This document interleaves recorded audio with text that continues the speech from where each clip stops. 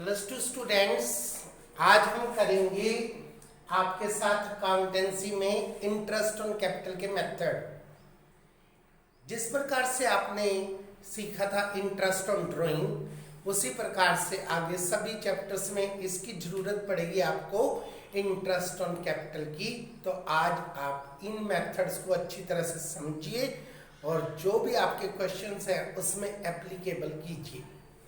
हमारा पहला मेथड है when there is no agreement in the partnership deed for interest on capital, then interest on capital is not provided to partners। इसका meaning समझो। अगर partnership deed में interest on capital के लिए कोई भी बात नहीं कही गई है, पार्टनरशिप डीड इस बात के लिए पूरी तरह से साइलेंट है, तो आपने पूंजी पर ब्याज नहीं लगाना है और क्वेश्चन में जो भी आपको प्रॉफिट दिया हो उस प्रॉफिट को या लॉस को पार्टनर्स में डिवाइड करना है प्रॉफिट शेयरिंग रेशियो में। ये हमारा पहला method. Second method, when the partnership deed said to provide the interest on capital or there is the sufficient profit, then interest on capital is provided। अब इसका meaning समझिए। अगर आपको क्वेश्चन में कहता है कि पूंजी पर ब्याज लगाना है, पार्टनरशिप डीड में आपने पहले से मेंशन कर रखा है और रेट ऑफ इंटरेस्ट आपको क्वेश्चन में दी हुई है और फिर हमने देखना है प्रॉफिट को। अब हमारा प्रॉफिट सफिशिएंट है कि नहीं। सफिशिएंट का मीनिंग कि हमारा प्रॉफिट ज्यादा होना चाहिए और इंटरेस्ट ऑन कैपिटल क्या होना चाहिए, कम। सपोज करो आपने इंटरेस्ट ऑन कैपिटल पार्टनर्स को देना है 60,000 और we have profits 1,20,000, 2 lakh, then it called the sufficient profit and interest on capital is provided to the partners, and after this the result of profit transferred to partners in profit sharing ratio। but interest on capital आपके पास बैठता है 60,000 and you have given the profit only 36,000। now the profit is insufficient to provide the interest on capital and interest on capital is not provided to the partners। in that case आप इस स्थिति में पूंजी पर ब्याज नहीं लगाएंगे और जो भी हमारे पास प्रॉफिट दिया होगा उसको आप पार्टनर्स में डिवाइड करेंगे, परंतु प्रॉफिट शेयरिंग रेशियो में नहीं। बेशक आपको प्रॉफिट शेयरिंग रेशियो क्वेश्चन में दिया हो, उस रेशियो में नहीं बांटना है। इस प्रॉफिट को आपने पार्टनर्स में डिवाइड करना है कैपिटल रेशियो में।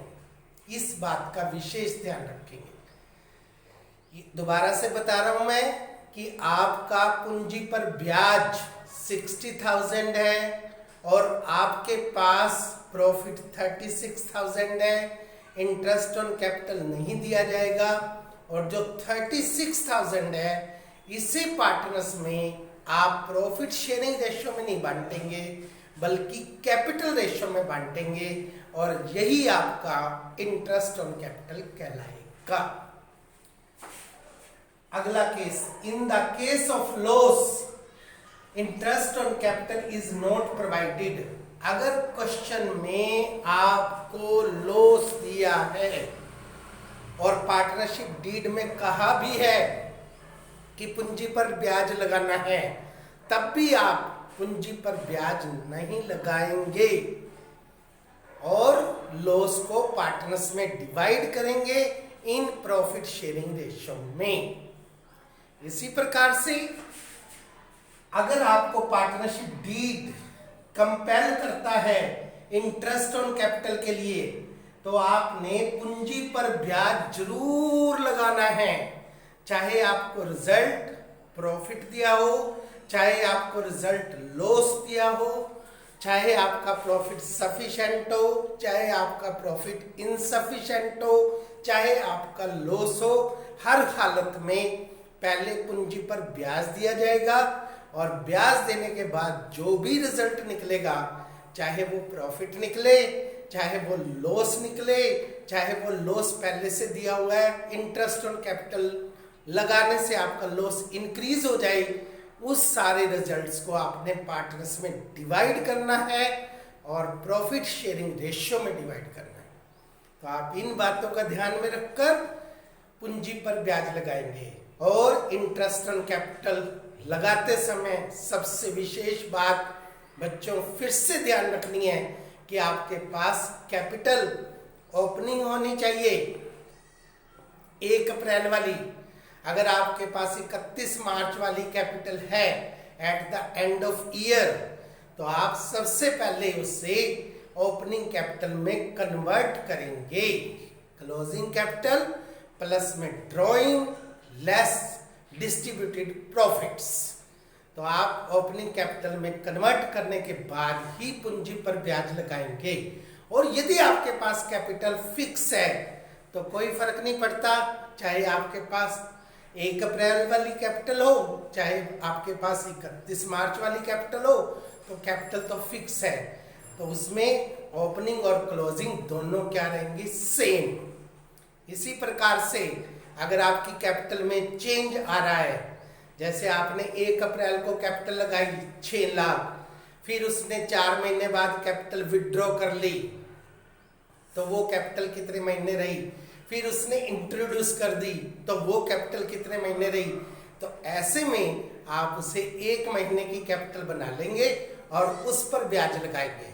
फॉर एग्जाम्पल मिस्टर एक्स की 1 अप्रैल को कैपिटल है 6 लाख रुपए, फिर उसने 30 जून को 1 लाख रुपए विड्रॉ कर लिए, तो 6 लाख उसकी कैपिटल कितने महीने चली, 6 लाख गुना में 3, फिर उसने 1 लाख रुपए विड्रॉ कर लिए, 5 लाख रुपए कैपिटल रह गई और 5 लाख कैपिटल उसकी चली कब तक, 30 सितंबर तक।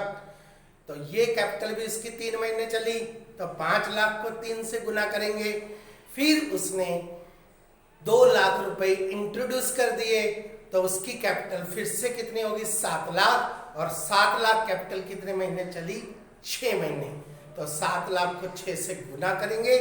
इस प्रकार से हमारे पास हो गए 6 लैक्स इंटू 3 18 लाख, 5 लाख इंटू 3 15 लाख और 7 लाख इंटू 6 कितना हो गया हमारे पास, 42 लाख। तो आप इन सब का टोटल करेंगे, 42 लाख प्लस में 18 लाख 60 लाख प्लस में 15 लाख, इस पर लगाएंगे आप इंटरेस्ट।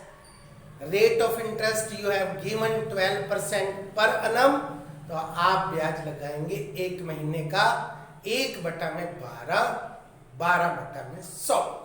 इस प्रकार से इंटरेस्ट ऑन कैपिटल के आपने क्वेश्चन करने हैं। That's all.